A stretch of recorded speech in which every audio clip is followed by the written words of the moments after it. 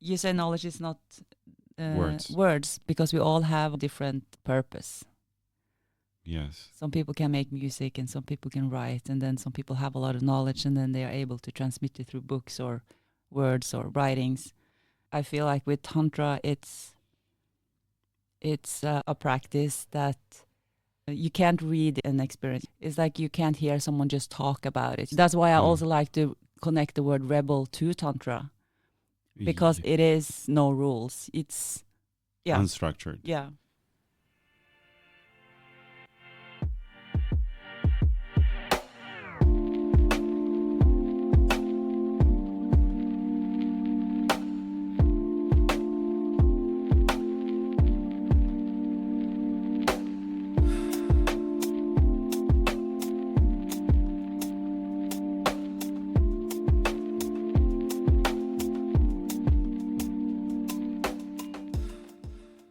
You spoke about music, art, or specific talents to develop. Those are skills. But Tantra is not a skill, actually. It's not a skill. When we talk in the break, when people ask us, can you have workshops or can we learn from you guys in a workshop or something?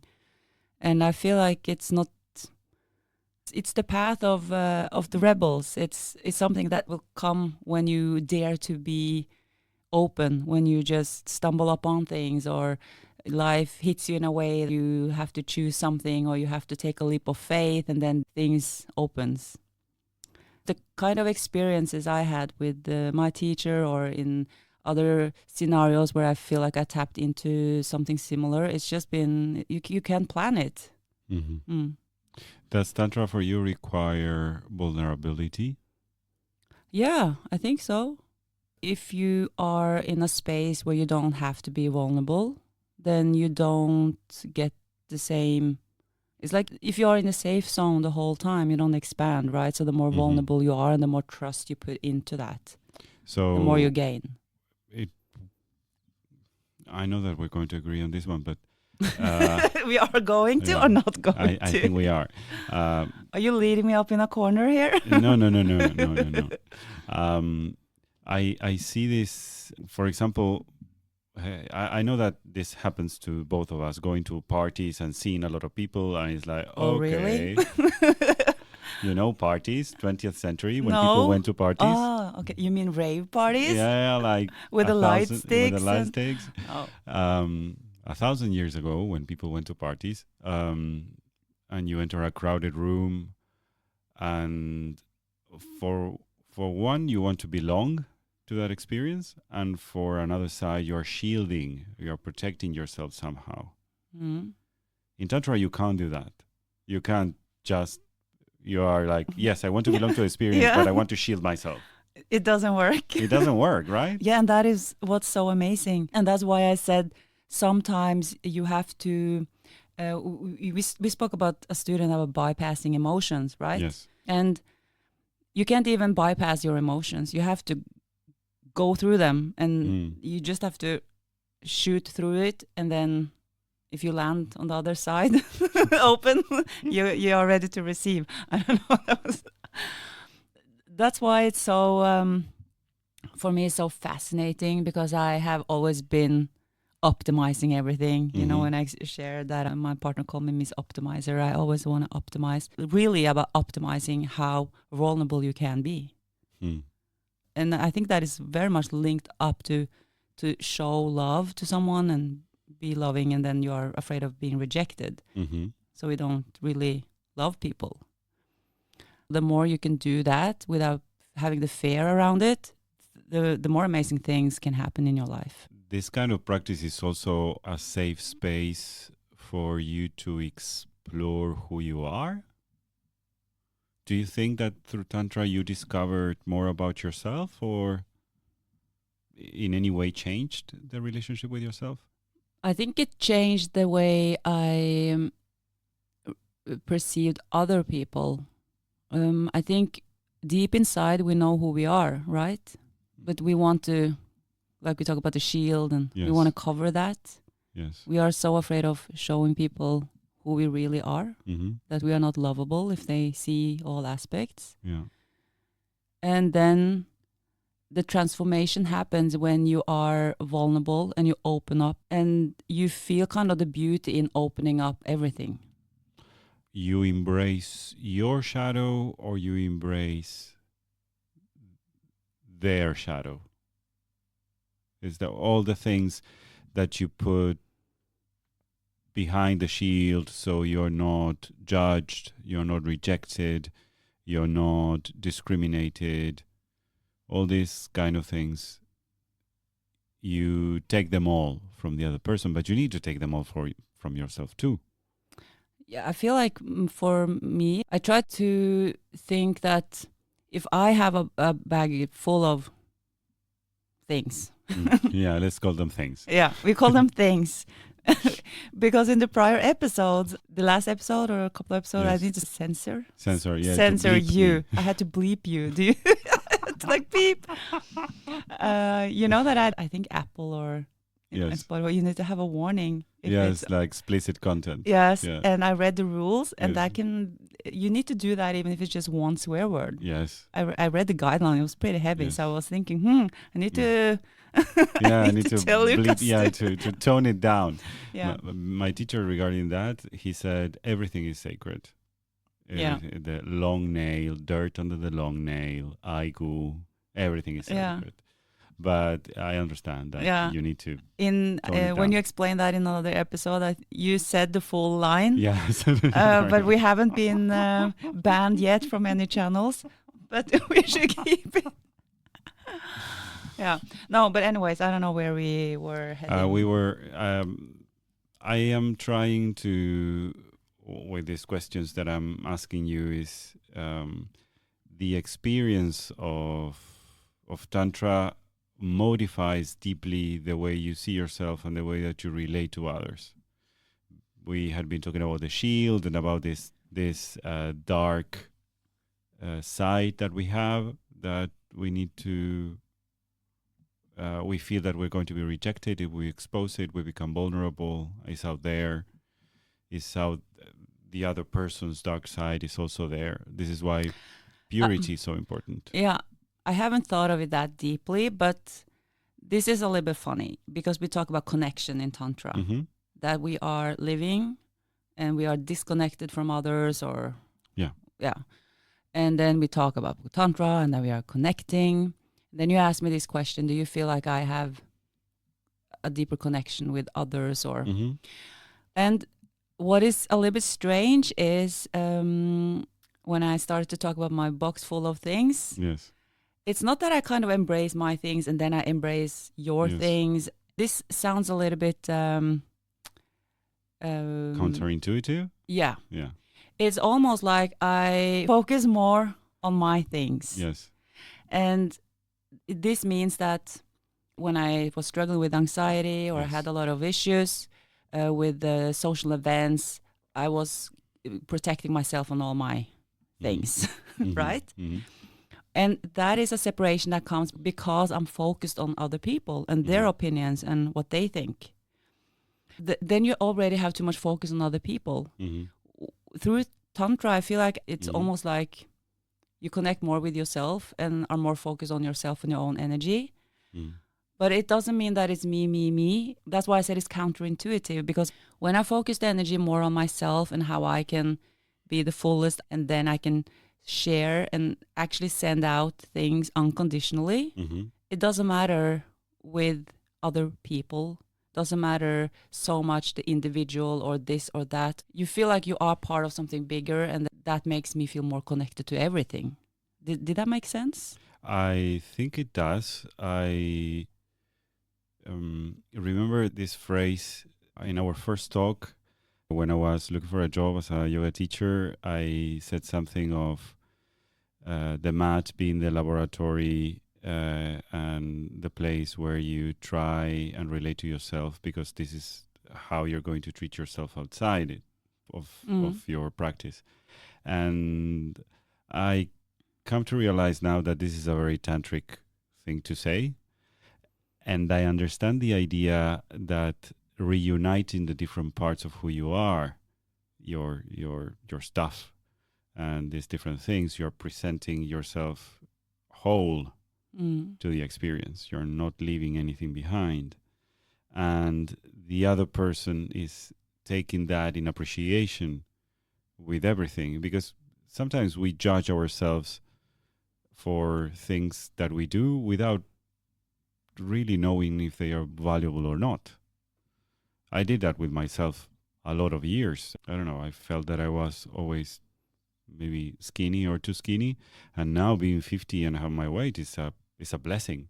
Lots of people my age are like super bloated and everything.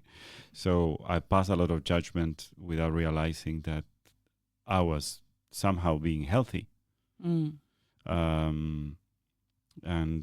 there are lots of things that when you present the full box, there is so much combining one thing with another, and that the other person, instead of saying, okay, I will pick the muffin, I will pick the banana and this beautiful rock from here, and you can have the rest. It's like, no, I take you all, as you do when you hug your child. You take all. And that gives a complete different experience, not only on the other person, because you're saying that you do that, you deal with all this, and you put it together and you're present in that experience with the other person. But on the other side, you are healing yourself from the cracks and the divisions that you made inside you. Yeah, when you do that, and you kind of, you make yourself less important and you make other people less important too, in a way. Yeah. When you think, like you said, you are 50 now, and doesn't Almost. really matter. Almost Yeah. soon. And I think that also comes with age. When you deal with anxiety, and I feel like it's a huge part of, like, I don't know, I try to remember what I was so afraid of, but something inside of me was maybe afraid of getting caught or something. That someone will reveal your true. Yeah, imposter syndrome. Yeah, I still struggle with that. We need to talk about this in one episode. Yeah. And you know those episodes where you have someone that are really annoying, or you feel like someone is getting on your nerves? Yes. What happens is that person gets a lot of attention. Yeah. If you use the technique with scanning, you can kind of scan the environment, and then you see something pops out. If you have a person that's really annoying, that person will really pop out. If you think that person can go back into the mass, that's why I say it's counterintuitive. It's not about de-evaluating amazing people that you meet, but it's still, instead of putting them as the center of everything, as in when we are maybe having an argument with someone that we have issues with, they pop out. If you just see a mental picture of someone that you really are annoyed with, they will pop out and take a lot of your energy. And they will have the power of your thoughts and your emotions, right? But if you separate yourself from that and you take a step back and you put that person a little bit more in the shadow, it's not that important anymore. The person will be less annoying, but you still have to do the same with yourself. Put yourself a little bit back. You are not that important. This is what I mean with the counterintuitiveness, that when I do that, it's not because I am separated myself, but I am more connecting to the whole. And that is the difference. So you feel you need to take yourself less seriously? Kind of, yeah. Because when we focus things around the individual, we are already disconnected from the collective. From the collective. Yeah. And to go back to the collective, it gives us such power. And when we have shared the experience of Yab Yum, we are connecting almost in a way where we can do telepathy or read our minds. Yeah. Then it's not about the individuals. It's about us blending into something bigger. And I feel like that is also important when we meet someone that are giving us the love thing. If you fall in love with someone, that person will also pop out and kind of be in charge of your energy and your emotions. So if you can harness those energies and all the good things, but still take a little bit step back and still connect to the whole while we are meeting someone, or in the Gestalt psychotherapy, we talk about figure and background. Okay. Because the perspective that you have on things, some figures can stand out and you lose the focus of the background, or some things melt into each other. It makes a lot of sense to have this amplified perception where nothing is too relevant, because you are not too attached to anything. You're still connected with what is happening out there, but it's not that you have it in your face and the tree is not letting you see the forest. And I like the idea of not taking yourself too seriously. I remember when I came to live to Europe the first time, it was almost 30 years ago, and I heard about the nude beaches in Spain. And I was in my early 20s, and I was like, well, I'm really curious about this. And when I finally got to one of these beaches, most people were my age now. They were like 50s or more. Maybe a small family in their 30s with their kids, but most people reached the age where they didn't care about their self-image anymore, about what other people think, and they were more in the enjoyment of the moment. For me, that was like, okay, I was expecting, I don't know what I imagined in my mind, like Greek goddesses and gods in the beach. Yeah. I don't know. 20 years old. Yeah, but those people were nowhere to be found.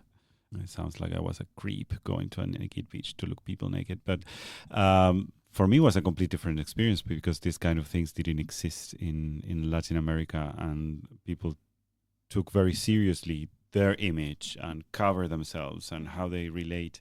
So that puts like in front of your face all these taboos.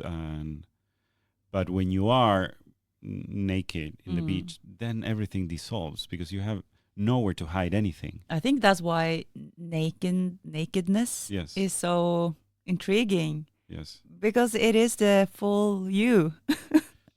I remember I was in Spain, Barcelona. We were on a trip, and I was there with a bunch of girls. We were dancing.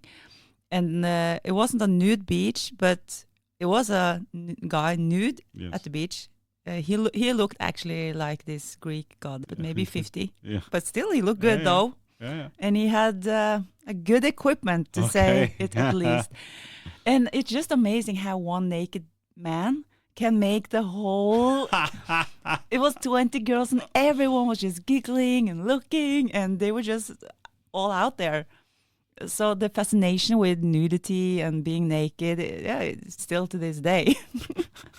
but I think that is that example is great about a thing that stood out.